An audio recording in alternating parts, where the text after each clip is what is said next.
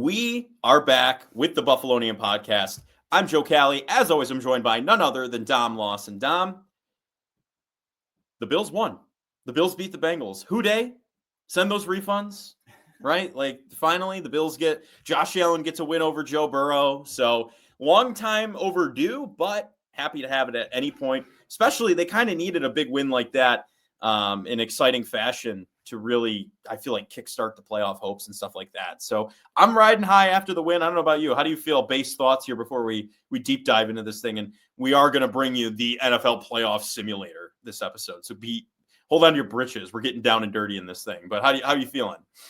Good. I mean, it felt like a playoff game. It did. So, it did. I think the Bengals are maybe a little bit better than their record would show, especially how good their offensive line has been playing and still did play when they played really well in the game. So, yeah, it was a definitely unique game. Felt very much a little bit like the Bucs game. It did.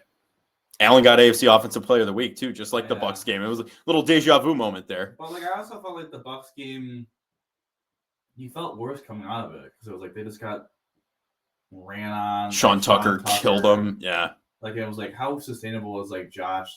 He got 6 touchdowns, but Josh still did a lot of wild plays in this game. But this one, it just feels better because the run defense stood tall for most of the game. Mm-hmm. Burrow's just Burrow, who made unbelievable plays. We can talk about that in a second. But it felt like on offense, a lot of it, I know this defense sucks, but the play action game, I felt like the run game was solid. It wasn't spectacular. Yeah. But it was solid. And then you still had the infrastructure of getting the times involved via play action. Then you also had, Josh being Josh. So it felt like a better mix. And that's why I think I'm a little bit more excited and pleased with this role. Also with the fact of you didn't know what was going to happen with Kincaid going in.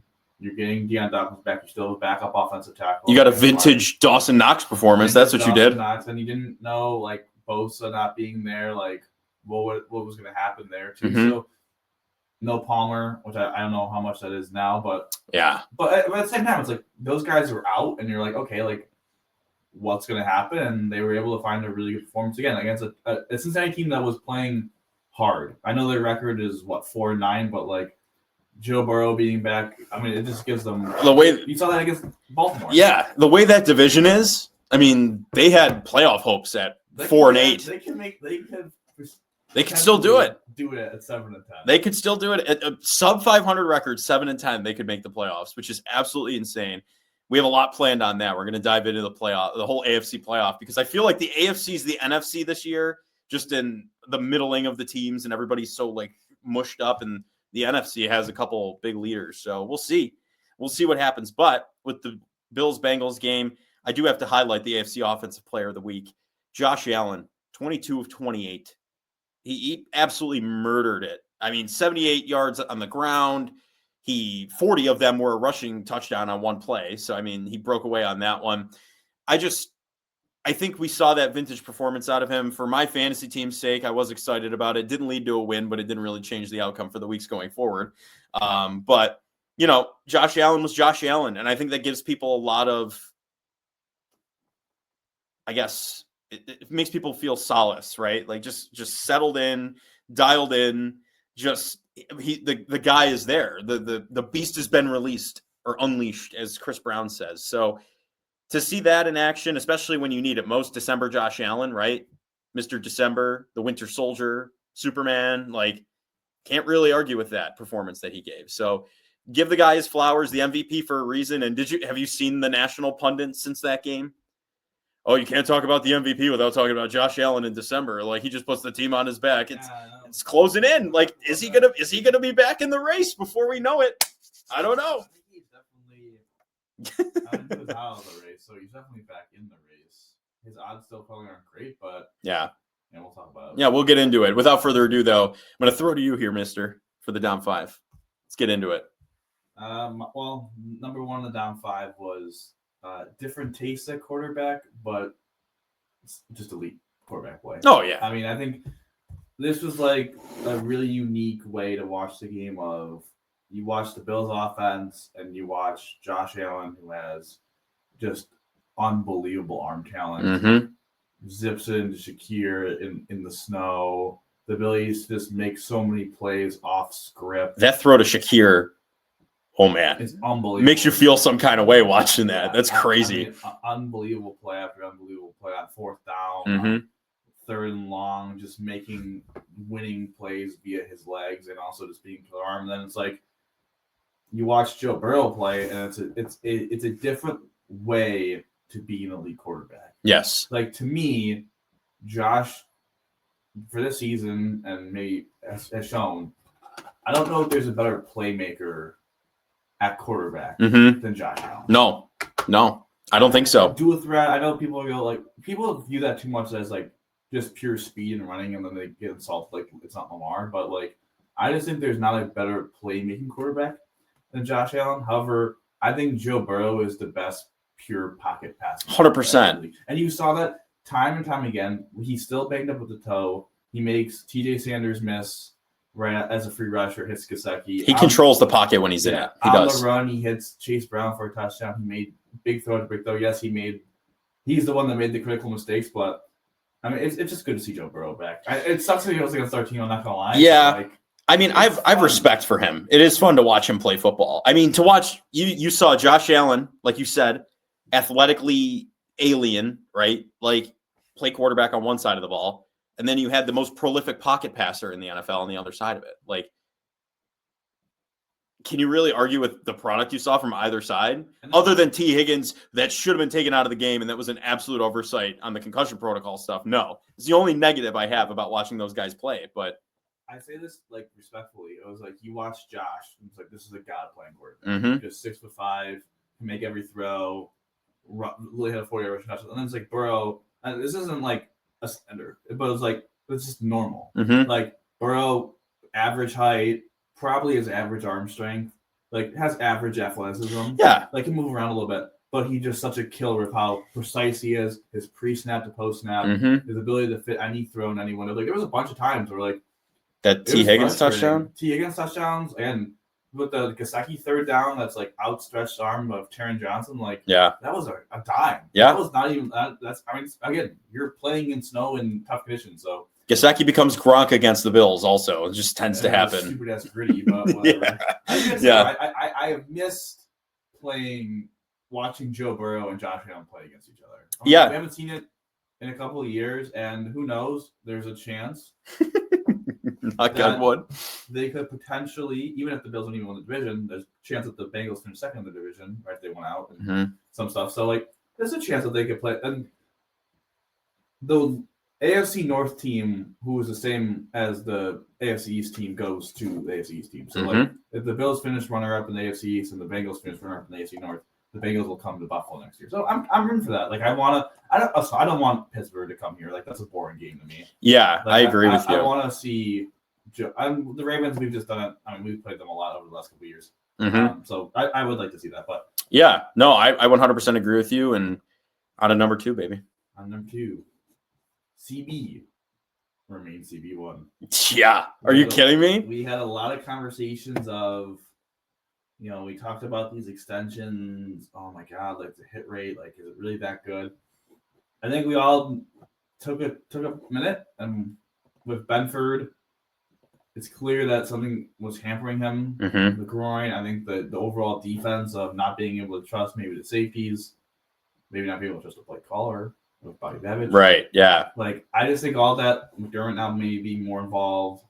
Bishop improving Poyer in the back end has really helped Benford just be Benford. He's 111th. And listen, did they kind of double team Jamar Chase? Yeah, but Christian Benford still had multiple reps one-on-one when he's able to lock him up, and obviously has the big sack that led to a stop. Yes. And the big pick six that really changed the game. That pick six, I mean, we were talking earlier this week, like best pick sixes in like Bills history in recent memory. That's a big one. That jumps up. That's up there now. Yeah, it could be. Like defensive touchdown wise, like that 100% is up there. And when you needed it most, I love when he talks about it. You know, you're not supposed to leave the ground and you got to keep your feet on the ground. You got to play the ground. But he made a hell of an athletic play to even just grab that and made Burrow pay for it. He is really shaped up and has played phenomenally down the stretch here when you needed him to the most. This Bills passing defense is good. Like they have their they have their I don't know. T. Higgins is tough. Okay, I'm not going to lie to you. Jamar Chase and T. Higgins, but Jamar Chase was completely locked down by Christian Benford. He barely did anything.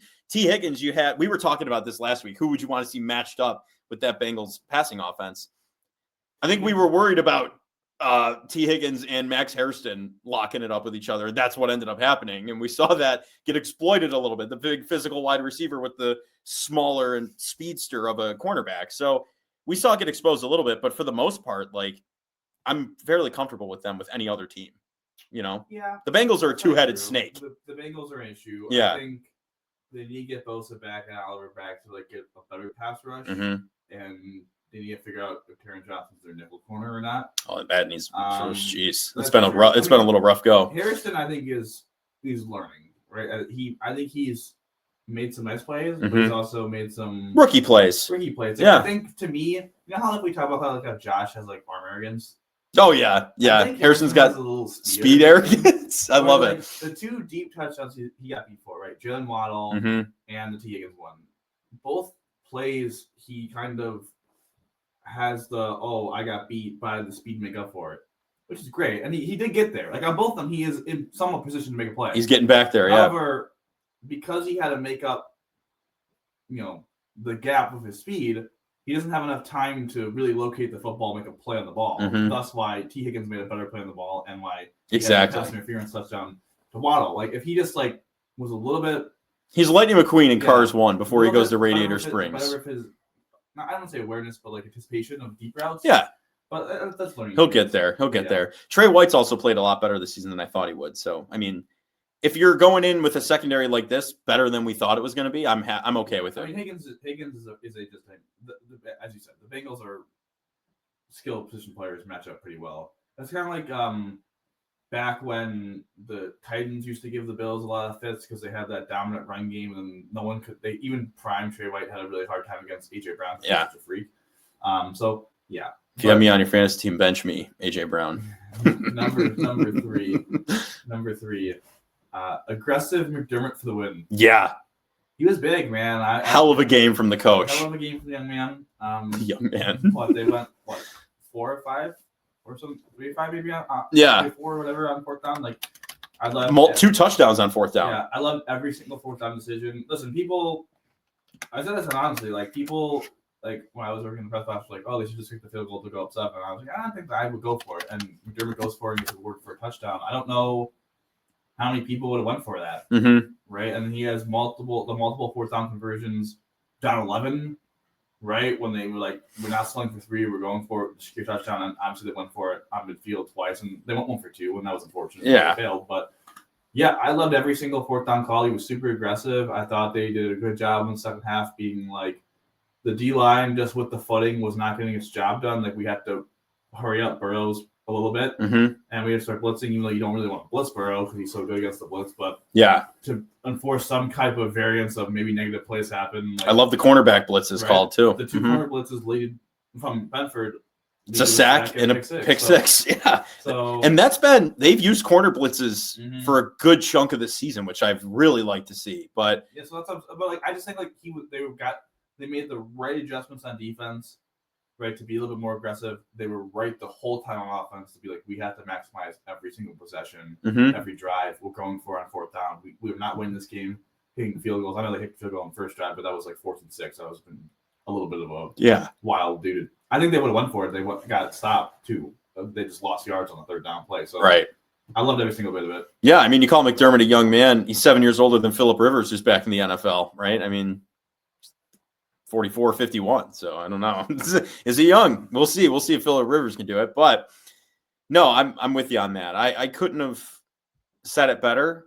I really do think I got to get on a little bit of a soapbox here. The criticism that he always gets really is starting to just eat at me. I'm starting to get really like just pissed hearing it. I'm not going to lie to you. Like some of it's valid, sure. It was bad. Not to pick you up, but when I was driving home, when I was waiting for him to do his press conference, like you hear the post game callers. 5 callers were all super negative about coach or just in general. Somewhat in general, but somewhat of us about them was like, oh, I was ready to like rip them, come on here and so I was like, You just kind of are, though. Yeah, right. Like, nothing changed. It's different if they lose that game or it's a clear whatever. Like the offense just didn't look up to snuff, whatever, against the Cincy defense. Like that, okay, that might have been cause for concern, and you would have had a right to go on and say something. I genuinely, people immediately calling about McDermott and everything. I just can't. I genuinely cannot hop on that bandwagon. 2 years ago, we were sitting here talking about firing him, all this stuff when the heat was on. He's had a couple games where he's coached like this and won. This is probably one of his better coach games, I would say. I mean, the last 2 years. Last season. I just feel like the last 2 years, everything that we've said is that this roster is not as talented as other teams' rosters. And yes, I think Josh deserves. Well, he elevates a lot around the MVP. He obviously elevates the roster. Mm-hmm. But to pretend to be like, oh, he's just carrying also this roster in like this coaching staff, at least the head coach. Mm-hmm. I think it's a little crazy, but McDermott tends to elevate. He gets he squeezes the most out of these players who are B-tier players in a lot of ways, right? Like if they go to another system, I mean, they're not contributing anything. So like he's able to get as much out of these guys as he can, especially on the defense. I have no complaints. I really don't. And I don't have time for people to sit there, and I'm sorry to say this, but just bitch about him to bitch about him. They're flawed. Yeah. Yeah. They tried their best. But number 4, Cook fumbles the meal. Oh, God, fumbles dude. The bread, man. Butterfingers. You know, he cooks a good meal up in the kitchen, gets them down to the 2-yard line, and then it's a turkey from Christmas Vacation that deflates. Yeah, it's like, come on, dude, you can't fumble. Like that was gonna be easily the most emphasis. The Bills ended up losing this game. Oh, he would have been ripped. That would have been the biggest fumble since they're in the Super Bowl. I would argue, absolutely, because that effectively would have removed them from the division. The Texans then would have legs to take your spot, would they not, at that point? If you lose against Cincy, maybe? I don't know. I don't know the math off the top of my head. I think they would have. The Bills would have been out. Indianapolis actually has a tiebreaker. Right, Indy's on the way out now because they're calling on Phillip Rivers. But yeah, I would have been the most infamous fumble since Thurman by far. That causes riots. That fumble if they lose. If they would go on losing him. So that's why, like, I don't know. James Cook has played really well. I guess my question to you is, I mentioned this when we were walking up here. Is like, has Benford kind of taken James Cook's mantle as like the best extension? Yeah, I would agree. I'm still not quite there yet because Benford was so inconsistent the first half of the year and pretty good throughout. Yeah, I wasn't there. And then after this game, it kind of did set me over that. I think, and I'm not trying to just crap on James Cook. I get it. 4 fumbles in the last 2 games kind of sucks, but he has been an integral piece of their offense. When their passing game doesn't work, it's been him who's been able to do it. I mean, Pittsburgh, he won that game, essentially, right? The play calling. Carolina, he won that game. The Jets, earlier in the season, he just murdered them. Josh Allen didn't have to do anything. So, like, sure, he was a great extension. And I like that the other running backs have been able to come up around him and do better now. We're throwing to them. But Christian Benford is making, in the past few weeks, since he's really looked healthy again, like he's right, I'd argue his plays are more meaningful for the game outcome, what he's done, right? Like if he continues, so I guess maybe I'm not 100% there to say yes right now. But if the end of the season comes around and we're looking at Christian Benford, like big sack on the QB in the wild card or the divisional round, pick 6, whatever, like he's making big plays, he gets picks, like, yeah, I think Benford's easily the more meaningful one. So I think the jury's still out a little bit, but it's trending that way. Ooh. I think Bernard is easily 5. Bernard is way down on the list now. He's plummeting. And Shakir. That's a really tough one because Shakir's fallen off the face of the earth pretty much. Something diabolical. I think it's Groot. I think Groot. Listen, the sack total's not there. I don't like the pressure numbers are kind of fine, but like not great. Like he's a little overpaid now that I'm thinking about it. But he's a little overpaid to just be a edge-setting run defender. Who's a solid but not elite pass rusher. I don't know. I still think $20 million in the rising cap is not the end of the world, but I don't know about Shakir, man. I think he's gotten real. I think Shakir has gotten kind of like forgotten a little bit. Yeah. Well, it's also been the production of this offense this season. But like, I don't know. Like they did pay him, and everyone says that, oh yeah, they need more routes from downfield or whatever. And it's like, he's not really open. No, he's not really open, and Like, he's kind of a yak slot. guy. He's a yeah, good slot, and like he's a good, probably like wide receiver. I should say wide receiver too, because that means like outside. But like he's probably like a good, slot receiver who's like your second passing option. Yeah. Or in this case, maybe your third, because you probably would want Kincaid to do it. But or Knox at this point, just run the tight end attack, right? But I'm a little concerned. Yeah, I am too. It's not a bad contract. It's just it's fine. I think the jury might still be out. I guess, sorry to say that again about another player, but where this offense moves in the offseason, if Joe Brady's still the coordinator, if they move on from him. If they add another big receiver. Right. His production could improve via getting right. Because realistically, teams are game planning because he basically is the wide receiver too. Right? Well, he's the number one. And now he's the number one option. Because Kincaid's in and out, Palmer's in and out. Like all these guys are all over the place. So the one constant has been Khalil Shakir. I would like a little more. Oh, I would love a little more. I'd love a lot more from the passing offense in a lot of different aspects this season. So I think we'll see in the offseason and early next season. I think we'll really see where it goes. I agree with you. I like that. But number 5, Terrell, learn well. Yeah, geez. I think he's going to be the will linebacker. I don't know. I'm going to give you your flowers. You called this a couple months ago. I did. You thought I was crazy a couple months ago. I'll have some. I have some egg on my face that I'm going to get on my hair. That I thought it was crazy. I don't know how crazy I thought it was. Like, no. It's just that he's the team captain and all that too. I thought it was crazy because I was like, Bernard's just clearly injured. Like, he'll eventually take the role. Now I'm like, I know he's been injured again, but like, even if he was healthy, I'd been playing well. I just think Shaq Thompson as a whole. I look at the defense. He's got a command back there. The command, yeah. How they play behind him, like it's just different. Well, you see him hyping up the guys on the sidelines and everything too. He's got leadership on the team. He made a PowerPoint for the first time since college. He did. And I don't think Bernard is a bad player. Mm-mm. And I think Bernard, if he takes the Milano role of being the undersized linebacker who's kind of more of a coverage, doesn't have to take on as many. He'll make some splash plays. I just think that fits him better. So I think the player in a different role will be fine. I was against it from a short-term basis because I just thought Bernard was injured and he's going to get back. Right. And I was against it long-term because I was like, this is your captain. Like, this is bad. Now I'm like, short-term and long-term.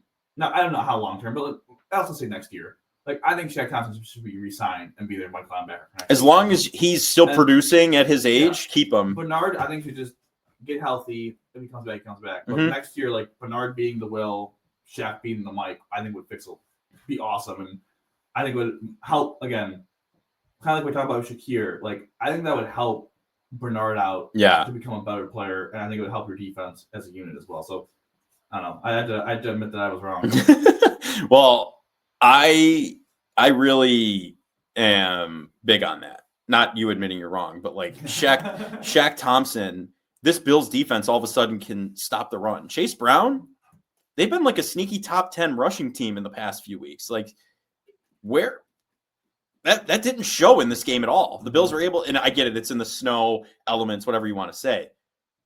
Shaq Thompson made a couple big run stops. Like they do play well behind him. And I think, like you said, Bernard at the will, you might actually be able to unlock a little more of him in coverage and stuff like that. So it'll be interesting to see where that goes. But yeah, get Shaq Thompson back in this room next season. Do not let him walk. And I know McDermott wouldn't because they're buddies back from Carolina, so back in the day. Get some credit for having a relationship with a player and bringing him in.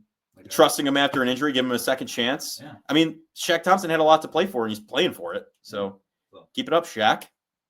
Not Shaq Lawson, but I don't know. Shaq Lawson might have to play here a second. Morgan Fox didn't look too good. Did not look great. No, he did not look great. Edge, man. Yeah, but a big win for the Bills nonetheless. That's the Dom 5. Feeling good, riding a little high after this win. Preemptively, Is this the highest we've been all year? I think so. Since the 2 games they lost in New England and Atlanta. I think so. I don't think even were we like this before that New England game? Yeah.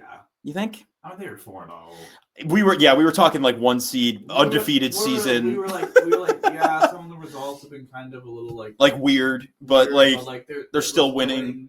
finding ways to win, and then it just kind of unraveled there, and they couldn't find ways to win anymore. Carolina, I guess we were like really, we were high on the Chiefs after the Chiefs. Maybe that one was our highest. Yeah, but I also think that was warranted because of how good the pass rush was. Right. But like once Hoy and like we learned that Bosa got banged up and they lost to Miami, I was like, okay. Miami lost. That really put us in the gutter. That one was bad. Right, and the Houston loss, which isn't really that bad of a loss, it's more just a frustrating loss. They played close. That defense, I mean, just ripped them apart. Like that's really where we got there. That first half of that Pittsburgh game, and since then, the last 6 quarters, like they've been, I don't know, they've been really good. Last 6 quarters, defensively and on offense, they've been really producing. So hopefully they can keep that production up. God, this is so December Bills though. Like, isn't it? Like we've talked about it on those odd years, they peak. They just peak at the right time, and they run. They figure out what they need to do. So this is what I also will say is, I know I patted you on the back for the Shaq Thompson thing. I'm gonna pat both of us in the back. Like I will say, like I don't know if either of us were like they aren't going to figure some version of this out where they'll have some success. No. We talked about, we had a little back and forth at times just on how successful they would end up being, but we both thought they would make the playoffs. We didn't think they were going to miss at any point. That's where I was like, I just don't like people like, oh my God, they're going to miss the playoffs. Like, I didn't think they were going to win the division. Now I'm kind of like a little back in. I'm back. I put a wager on that a couple weeks ago. I'm back. I'm in. But yeah, I mean, we did have at least some confidence. The coaches have to at least find some way to. It's hard not to. This team does figure out ways, even when they don't look great. They do figure out ways to win at times, and it seems to be all at the right times. So if they can buck up here and win the division, that's huge. Put New England back. No shirt and cap game coming up. Got to keep that. It's a big week for the Bills. We'll have a good betting on the Bills for you coming up on Friday. But I think this leads us into our next little exercise here, don't you think? The playoff machine is firing up as we speak. I'm really excited.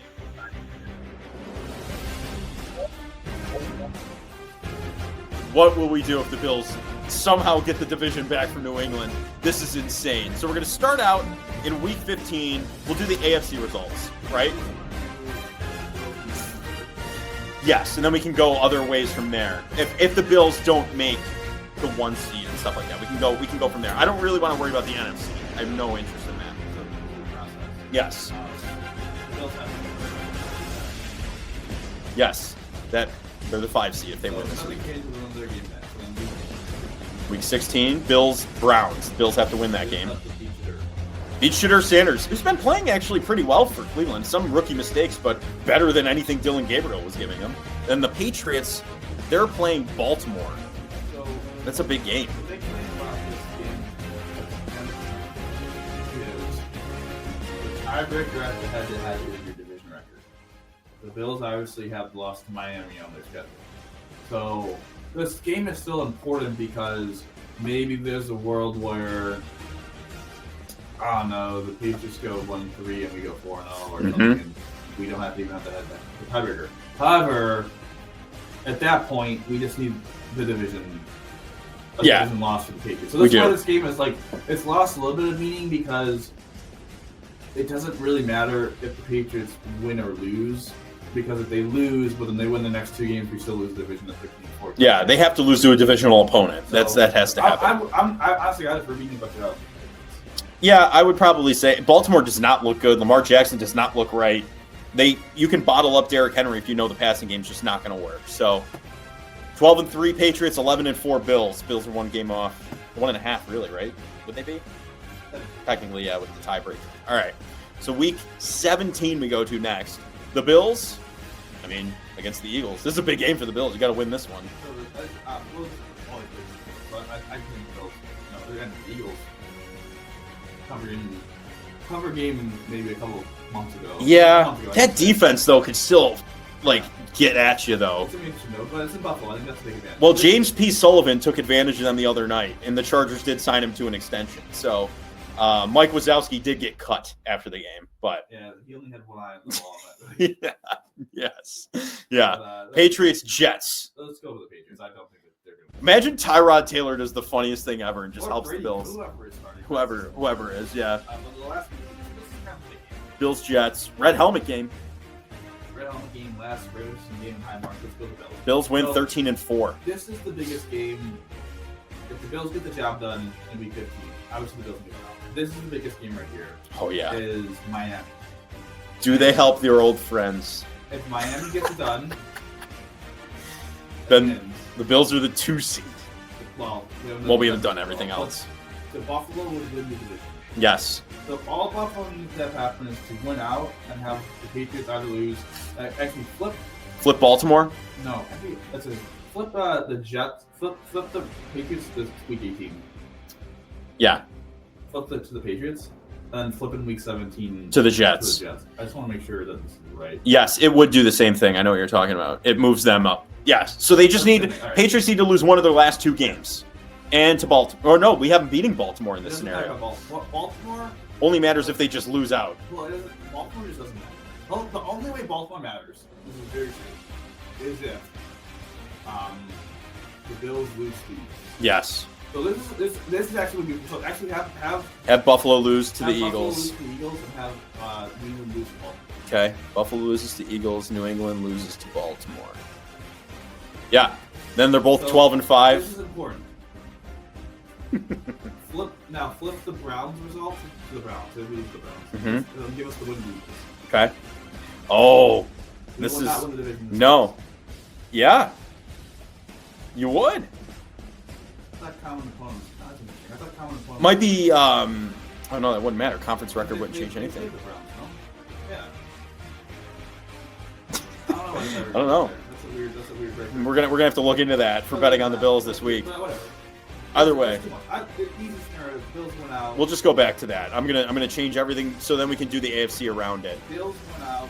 Patriots lose to the Dolphins. I'm not giving the Jets fine. They lose the Jets, yes. But I don't think that'll happen. I'm not betting on that. Patriots 12-5. Who did I change? Oh, they got to win against Baltimore. Okay, we're back to 13-4. 13-4. The Bills top the AFC East currently without any other AFC scenarios. We have them at the 2 seed.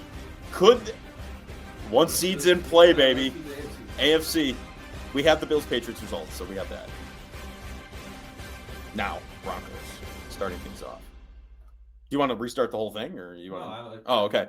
The Broncos this week 15. You just want to start like to the right isn't that Ravens Bengals?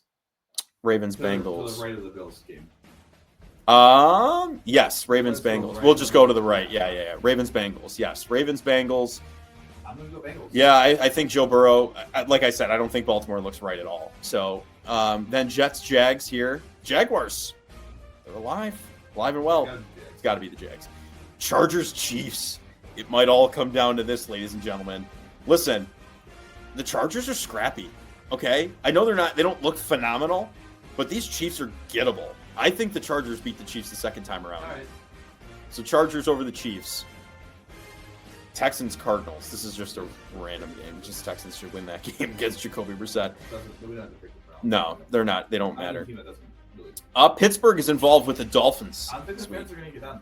Okay. The Dolphins have a really good running game. I think they can actually pound Pittsburgh. Well, this is definitely a Mike Tomlin season in the wild card. 7-7 at week 15 and sitting in a playoff spot. Don't blink, as Mike Tomlin says. Any blinkers, cut your eyelids out. Who else? I'm just looking at the list here. Who are we looking at? So right now we have in week 15, Denver, Green Bay. We have Denver winning that game or losing. Okay, so the Broncos are 12-2. Seattle beats the Colts. Okay, Packers over the Broncos. So week 15, for any audio listeners out there, just to clarify, Bills over Patriots, Bengals over Ravens. Sorry. Don't know what happened there in the brain. Scary place to be. The Jacksonville Jaguars beat the Jets, yes. And the Chargers beat the Chiefs. The Texans, another Texas team. The Texans beat the Cardinals. The Dolphins beat the Steelers. And then Green Bay beats Denver. And the Seattle Seahawks beat Phillip Rivers and the Colts at this point. If they're putting him out there against the Seattle defense, you're asking for him to just get murdered. That's a nightmare scenario for anyone 44. Did you see him walking in, just sidebar for a second? Did you see Phillip Rivers show up? That dude looks like one too many Pizza Hut Huts every week. That's all I got to say.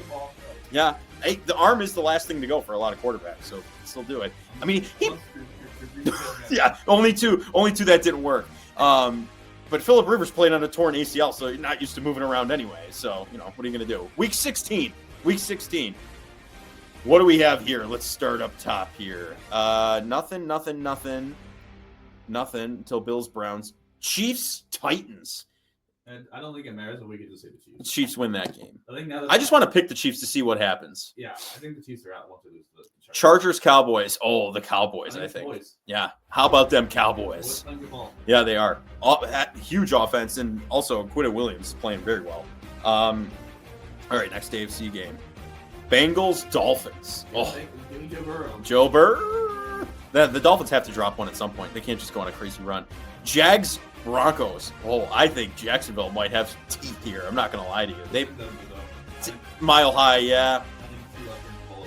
Okay, we'll give it to Denver, 12-3. If it was in Jacksonville, I'd say the Jags have that game. All right, Texans, Raiders. That's not even a question. All right, so the Texans win that one. Lions dismantle Pittsburgh. Patriots beat the Ravens. That's that for Week 16. Oh, yeah, I forgot. Indy's involved. San Fran beats Phil Rivers there. Old man. He's got grandchildren, 10 kids and grandkids. What are you doing, Philip? House is too crazy for you.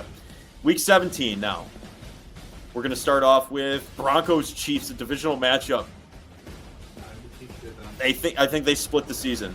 So that could be... I think this means that this result would happen. Whoa. The Chiefs, it would matter to the Chiefs because they want to win record. Yeah, can't do that. And with this loss, I mean, we'd have to see what Denver does next week, but already the Bills jump up to the 1 seed in the AFC conference.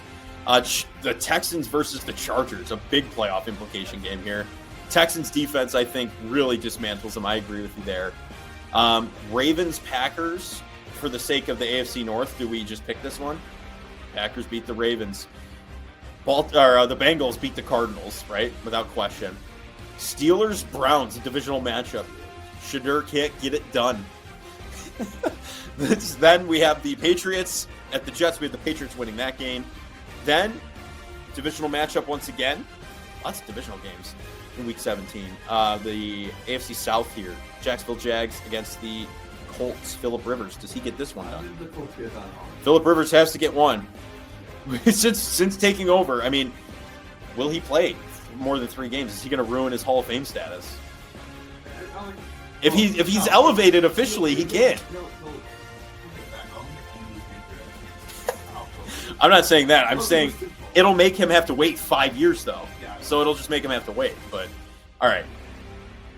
Miami, Tampa, a Floridian matchup. Miami wins against Baker.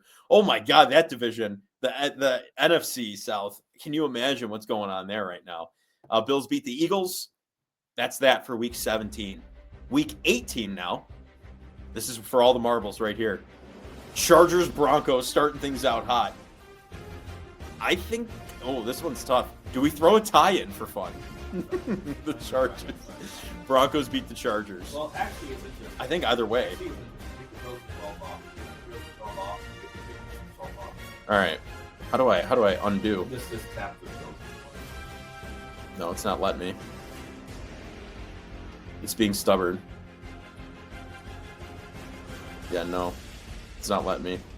I think yeah, it's all right. It's all right. We gotta move on without it. Let's go back to Broncos. All right, Broncos Chargers. We have the Broncos winning that game. Okay. Chiefs over the Raiders for sure. Miami over New England. We have that happening. Ravens over Steelers, or do we have Steelers over Ravens there?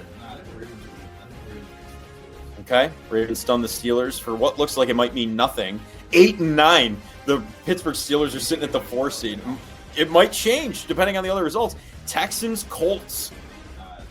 Texans defense, I think. Phillip Rivers. I mean, that game, I'd be scared. I'd be running away. All right, Bengals, Browns. Bengals win that game. Whoa, look at that! Joe Burrow sneaks in at 8-9 to the playoffs. All right, Bills over the Jets. That's that. And Colts, not Colts. Jags, Titans, Jags, right? So this is the point I was trying to make. In this scenario, the Bills are 13-4 and are the 1 seed. Yes. So that would be with. So again, with the results that would happen for the Bills need to win out. and the Patriots need to lose to most likely the Dolphins. Mm-hmm. Denver just needs to go 2-2, and even if we gave them a loss to Green Bay, which is an NFC team, so the Bills just have the tiebreaker over Denver. Don't quite know enough why, but they would have the tiebreaker over Denver. So my point would be like, I think Houston is 12-5, Yeah. 3 seed. I would be interested to see like Denver, would they have known if they were the 1 seed? Because at that point, I feel like the answer is yes. They would not have, because New England, I still think, has a tiebreaker. Like, switch the Bills' result and New England's result. Okay. As you know, New England is 14-3. Give the Dolphins the win. Say New England is 13-4. Yeah, they're the Denver would be the 1 seed. So Denver would have something to play for in Week 18. Yep. And then if the Bills win, they're the 1 seed. Yeah. Wow. The AFC is going to come down to the wire, dude. So if that happens. If it happens. I mean, honestly, though, like looking at this isn't far-fetched by any means. So, well, I'll say as far-fetched is, I don't think Denver is super far-fetched at losing on the road to Kansas City and dropping a game next week. The division, like, I still think the Patriots are better than the Dolphins, so that could get a little weird. I don't know. I don't mind it. I'll say this: if you switch, go back to Week 15, and give us that Chiefs win over the Chargers. Oh, don't tell me. Oh no! Don't tell me Mahomes sneaks in. So then you do have Broncos, or not Broncos. Then you do have Bengals and Kansas City as well. So there's a scenario where both. Oh no! And I think it's going to be really fascinating to see the Dolphins play a big role, right? So the Dolphins play New England, which New England win. The Dolphins play the Bengals, which the Bengals win. And they play the Steelers. I feel like that team. The Dolphins have a big role to play, potentially. The Dolphins do have a big role to play in the AFC and the AFC East, but they have a 2-10 right. Are they? Here's the question: do you think Week 18 against the Patriots, are they willing to be the dagger to stop New England from getting in, to let Buffalo go in and win the division again? Sure. You think so? Oh yeah, that's right. That's right. Yeah, they would be. They would be.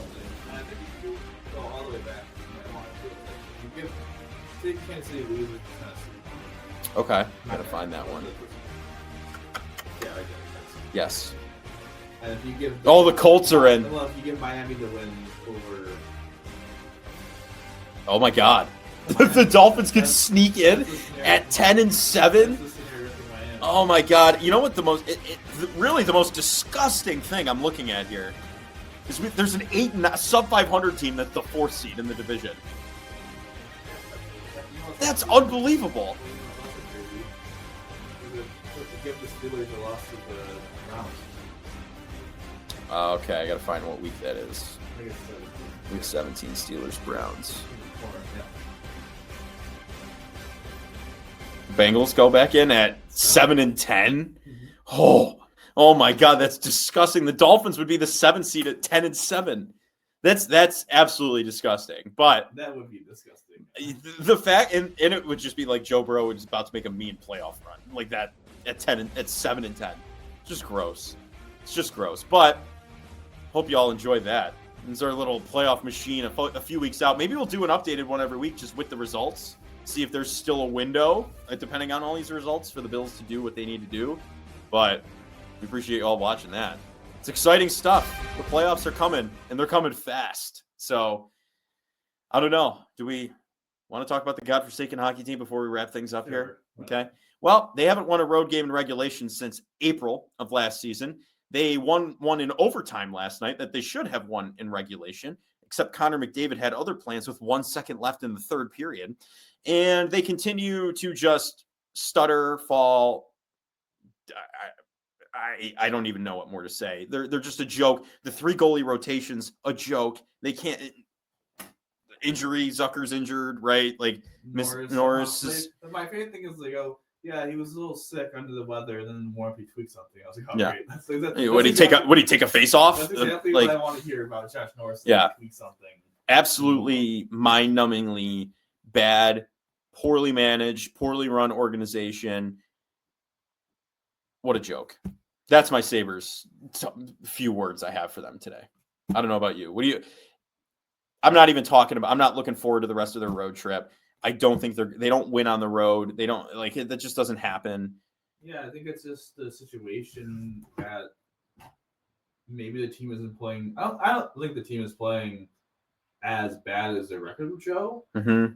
However, their goalies are. And they don't have a single goalie that they could realistically count on.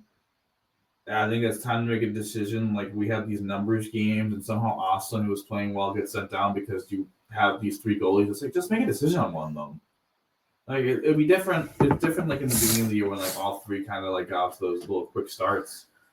But now that they've all cooled off, just make a decision on one. Like, who gives a crap? Yeah. If you're just going to be like, you know what, we don't want to trade UPL because we think he can bounce back. He has the highest ceiling, and we can maybe get something he does. And line is what we expected him to be. That's fine. I don't think anyone expected them to have Colton Ellis on their roster. Like, he was kind of a free lottery ticket because of the UPL injury. Mm-hmm. Just wave him. Yeah.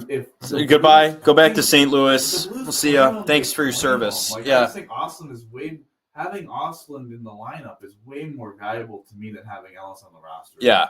And I just think it's a complete joke that they did that. And then all of a sudden Zucker gets banged up. So then you can't even. Austin hasn't even played in the AHL. He's playing AHL games now. Roseanne's back up, which is fine. He's all right. I don't think he was playing as well as Austin. So yeah, wave Ellis. I'm done. It's just not. I don't think it's just so complicated, and it's just like, does any credible organization is doing this? You're calling the Sabres a credible organization? I'm not. I'm saying they're not. Like, I'm just saying any of the other 31 franchises who were in that position would have just been like. Did you hear the Flames broadcast talking about them the other night? Yeah, the Flames broadcast. Yeah, Calgary talking shit. Yeah. Pardon my language, but like, what? Who are you to say anything? This is why you don't want to tear down your franchise. When have the Sabres actually torn things down more than twice? 2 times. That's it. They might tear it down again. They might. I don't know. I think this is. They should. They should get rid of the GM. Sorry, Lindy Ruff. You were fun and all for a little while there. At the end of the season, he should be gone. Maybe I just don't want Seth Appert taking over the team. No, their organization is a complete. Flush the toilet. Use the toilet wand. Clean it out. Even if Tortorella comes in and becomes the coach. Dude, Tortorella is the Sabres coach. I know. I think that's going to happen. But I mean, I'm just not against it because I think change needs to happen. I think change needs to happen. I think there needs to be honest discussions about moving off of Tuck and then in the offseason Thompson. So, like, I don't know. Like, I don't think they're as far off as it seems. Their record makes it seem like it's worse than theirs. Mm-hmm. I feel like, and this is my opinion, you could disagree because I don't know if we're in lock here, but like, we'll see. I think a different GM who is more aggressive, like Kekalainen has been, with maybe Tortorella or a different coach in the rough, no offense to Lundy, love him, could maybe get. I think if you got a better coach that could get more out of his team, a GM that's willing to take more aggressive swings. Yeah, I agree. I don't think they're that far off from at least making the playoffs. No, I agree with you. I think if you're just like, all right, like they trade Tuck for whatever because that's the smart thing to do. Mm-hmm. Maybe they move Thompson for whatever, and then Kekalainen comes in and does make some big swings. Maybe the Thompson deal is something for big or whatever. Yeah, you get a big player return or something. Magnifies the team as a multiplier, synergy, or whatever, and you can make. I think they could I'm not out on them. I should say this. This season? I'm out on them. Yeah, me too. I was going to say. I'm not out on them making the playoffs next season. No, me neither. Like, I don't think it's a teardown where it's like, yeah, we need to trade Darlene, we need to trade, like, Thompson's kind of on the fence. We need to trade Power. Like, I'm not that far. Like, they should trade Tuck. What's a smart thing to do? I just think, like, if Kekalainen can come in and make some savvy moves on the edges and also make maybe a couple big swings, and you get a head coach that can get the most out of your talent, which I don't feel, again, love Lindy. I think Granato ran stale. I think Lindy has just not done a good enough job with this team. And some of that is the roster, but some of it is also him. So, I don't know. I think a change in GM and a change in head coach, and I could be at least convinced to have some optimism for next year. Oh, I would 100% be on board with that. It always happens to us, but. Well, inactivity is the word I would use to describe this Sabres tenure, where the GM has been sitting on his hands for 40% of the playoff drought at this point. because they're not making the playoffs this season. So it's year 15 as far as I'm concerned. 40% of the playoff drought has been under this GM that refused to do anything to help the organization. And he talked all last season, oh, I was inactive during a 13-game slide. I needed to be more active, blah, blah, blah. Where's your activity this season? Oh, we're trying to be active. In the first 2 weeks of the year? Like, who's doing that early in the season? My frustration is this, too. I just feel like a lot of the Sabres' problems, if you talked out loud, you'd be like, wow, it is really dumb for anyone to do what they're... It's stupid. You know what? It would be like, you would like say the situation would be like, wow, I can't believe someone would do that and be like, this is what the Buffalo Sabres are doing. Yeah. It's like, Bombara, like, yeah, a guy who's probably a net negative on the ice, right? But his perception around the league could be that he actually has some positive value in a trade that could actually help you. Oh, maybe like you talked about all offseason trading him? Like, if you talk that out, you'd be like, wow, that'd be like a really smart idea to just like trade that guy. You'd probably get like double the benefits, not just because the benefit of the trade, but the benefit of him not being your roster. Oh, they signed him to a bridge deal for $6 million. Oh, he's not working with your best defenseman, so he's playing on the third pair getting crushed. Oh, his value is now plummeted. You hung on to the asset for too long. Like, I'm sorry, but like it's like, a joke. It's crazy. Or it's like the three goalies. Like, yeah, a realistic team has three goalies. They all started out pretty well, but now they all kind of just suck. And they had to send down a good player to make account for the third goalie. It's like how easy is it to get rid of one of them? It's like, well, one of them's a more complicated situation. The other one they can maybe trade for, a mid-round pick. The other one they could just simply waive, and maybe his former team claims him, maybe he doesn't, or he just goes into Rochester. It's like, oh, wouldn't you just want to do after C? It's like, yeah, but they're doing after D, which is none of the above. Like, right. It's just like, well, they're worried about hurting Devin Levi's feelings in Rochester. That bothers me so much. Is that what is the plan? I mean, the plan of the three goalies, like no plan. The whole roster with the Austin thing, no plan with the Byram situation, like none. Like no plan with the tough situation. Like, like you have to. I'm sorry, the Byram situation was simply this: the trade that you probably could have made was not going to look good in the public eye. No. But anyone in Buffalo would have been like, oh, you know what? That's not a bad move. Right? It's the same situation, kind of a little bit with the Paterka of like, public eyes, like, yeah, that's not great. Even the private eye in Buffalo was like, that really wasn't a great thing. But now we're like, you know what? That made some sense for the team. Right? How about Ryan McLeod? We were all like, you know what? Ryan McLeod, we need to trade we had too many, small forward prospects.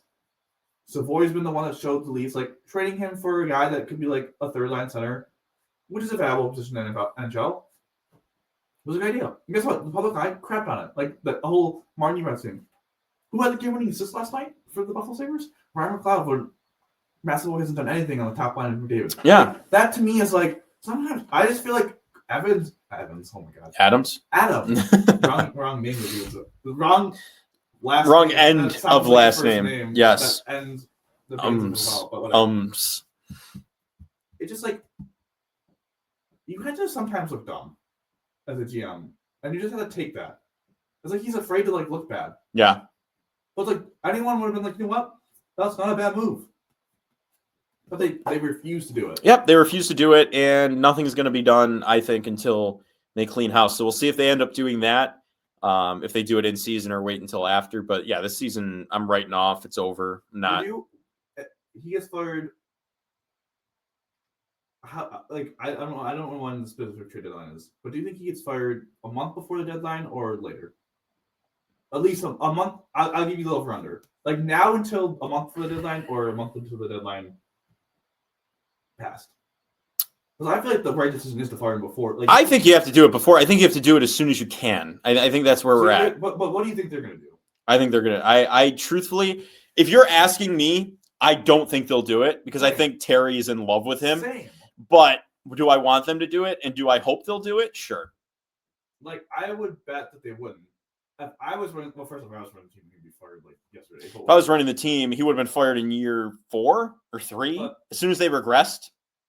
To me, it's simply this: like, it doesn't make sense for them to fire him like right before the trade deadline. I guess you're going to say Kirkland's been ready to go. In Columbus. Is this a remote job when he takes over? Fire him a month before the deadline. You have a month of Kirkland to kind of figure out what needs to happen. Make a big swing. You'll have he needs to have conversations with teams as the acting GM. Right? Like, we got that bozo out of there. Yeah, this is serious stuff. Yeah, we're running a real show over here now. And then give them a month of prep to the trade deadline, and hopefully you kick ass at the trade deadline and go on to planning for the offseason of 26. I feel like it's one of those old Western TV shows. Will they or won't they? We just don't know. But we'll hope. At least if the season, I'd be stunned. No, me too. I just he can't. If he does sell the team, I'm done. Like that. If he survives the season, that is an appropriate reason to be like, oh, I'm not rooting for any NHL team. I'm just going to be an objective watcher of NHL. And, screw the Sabres. I'm not rooting for them. When they said he was going to get brought back, I was like, I am not watching a single Sabres game or being a Sabres fan until they fire him. And 2 months later, they reneged and fired him. So, peer pressure. Yep. Fan pressure. The fan pressure's hot. At the games, you're hearing chants now. But without further ado, we could go on and on about what the Sabres could do, what they should do. We'll see if they actually do it or not. But that's going to do it for this edition of the Buffalonian podcast. We'll be back later this week for a Betting on the Bills edition. But Dom, how do we always end these, buddy? Go Bills, baby. Go Bills. The road to the 1 seed begins now.